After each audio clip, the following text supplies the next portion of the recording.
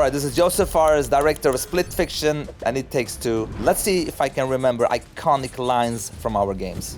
This is funny, man. Are you implying that I'm not smart? Collaboration!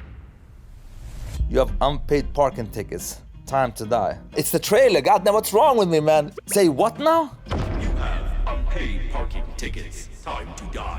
Excuse me? Oh my god. Excuse me? Yeah, say what now? Yeah, something similar to that. Okay, half a point. I'm just happy that actually people are referring already to Split Fiction as a Game of the Year contender. Already that's like kick-ass. And it's a kick-ass game, so I'm not surprised, to be honest. Collaboration! Dr. Hakim, of course. You two must learn collaboration. That's not our strong point. Aha! Collaboration! I did all the mocap for him. It's my moves. This is fun, guys. Okay. All right. Let me see the leaderboard so far. Oh, Charlie Baker. Yeah, I recognize. Yeah, of course, yeah. Oh, shit. Let's do it. Tell Rose whatever happens. Listen, tell Rose whatever happens, I will always be her best friend. Tell Rose that whatever happens, I'll always be her best friend. Boom. I really like Moon Baboon. He's such a, cool character, I think. But there are many nice ones. I don't know, he's just so charming. So you're gonna go through more of your crazy stories? Ah, this is actually Zoe saying it to me, okay? So you want to go through more of your crazy stories? My crazy stories? Yeah, these girls are, they're so much fun to work with. Because we love to have so many mechanics, it's quite easy to prototype mechanics, but to take them to a level where they feel polished, nice, crisp, and fun, and they complement it, that's the tricky part. Just one of the big adult dragons took like 7-8 months to create. It's like there's so much work on it, and you play them for what, like 10 minutes or something? Obviously the ending was the toughest one, to put that together, that was really hard. In the beginning of my career, people were saying, why are we doing so much expensive stuff and we're only using it once? But I tell them, like, look, it's like a movie. If you have a great expensive scene, you don't re-watch that scene, because that takes away the whole exclusivity of it. I'm sorry for no longer being the man you fell in love with. Oh my god, I'm sorry for... This is actually Vincent from A Way Out. It's from the letter he's reading. I don't know exactly, but it's Vincent, the letter scene. I'm sorry for no longer being the man you fell in love with. My biggest regrets are all the moments we didn't get to spend together. But the story is amazing with this game. This I think could be a really good movie. And obviously it's reached people's heart. We've sold like 11 million units of A Way Out. So it's a huge success. So you have to remember, A Way Out, we were like 35 people, very small team. We delivered like almost 2 hours and 20 minutes of cutscene. We did everything ourselves in-house. It was insane, and for extreme low budget.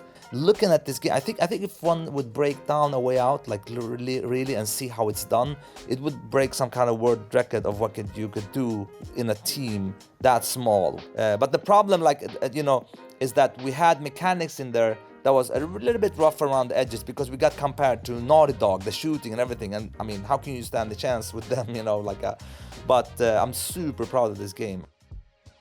You mean relationship with a P? No, I mean relationship, as an actual shit. Mixed Dr. Hakim. Whoa, wait a minute. What, are we dying now? Not you, but your relationship. You mean relationship with a P? No, relationship, as in shit, like caca. Look, it has exceeded everybody's expectation. And we're still shocked, kind of, like how the reception has been. We knew that we had a great game, but we didn't know it would sell this amount of money. So when you hear people, when they play our games, they kind of like feel how much fun we have. And I think that's the core thing, to be honest. It Takes Two. Yeah, look, here's the Hollywood, there's so much talk. They talk so much, I'm telling you. It's like blah, blah, blah. They have sent us some script. I haven't even read the script, to be honest. We'll see if it happens. If it happens, I would be like, oh, that's fun. But I don't really care. Wouldn't it be more fun to play jump rope instead? This sounds like a thing Cody would say. Wouldn't it be more fun to play jump rope Oh, instead? We're really sorry for this. of course. Well, it was the right game at least.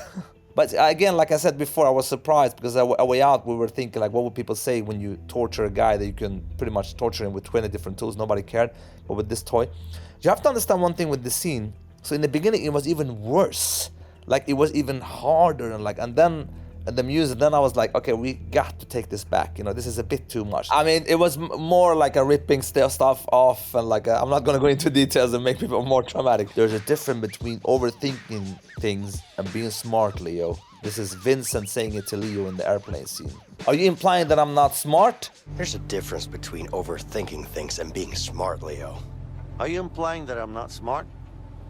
Your words, not mine. The other day, I put this on my Twitter actually.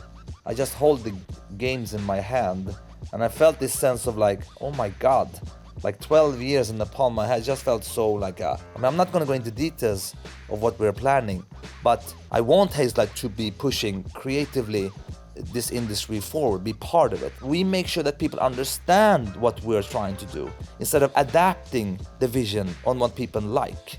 See what I mean? We listen to feedback, but we make sure that the audience understands what we're trying to do instead of adapting to it. And when I say amazing thing, you hear that a lot. But trust me when I say this, like if you are at Hazelight, the 80 people that are here, like everybody is cool. Literally everybody. We don't have anyone that's like, this guy or this girl is weird. Everybody is cool. Can you swear here? Can you swear here? And then Jeff goes like, oh yeah, okay, fuck the Oscars, fuck the Oscars, fuck you. Okay, can you swear here? Can you swear? Okay, fuck the Oscars, you know? Fuck the Oscars, fuck you, I'll tell you. This is funny, man. I remember after this, Jeff, me and him are good friends now. He looked at his phone, he was kind of stressed and he's like, oh man, people love you, man. I was gonna mention about the France Pass, but I was so excited. All of this happened because, I mean, first of all, just a jet lag, but there was so much talk about the Oscars before. Like the Oscars, this is like the Oscars of video games. So when I was there, I was so excited and caught up the moment. I was like, fuck the Oscars. And it's kind of funny also because when I went up on stage and won Game of the Year, it became like the full circle, you know, they go like, this crazy guy now winning Game of the Year. But I do, however, have a plan to make an action comedy. I have the story written down, like just the synopsis. If I have the time and if it doesn't clash with my game development, because again, games is number one, then I will do a movie. Where does that put me on the leaderboard? Let's see. Oh, that's cool. All right, cool. Okay, so for more like this, watch this video next. Like I say, we fuck shit up without fucking up. We are a team that once we know what we're doing, we just go at it. And we're very focused on what we're doing.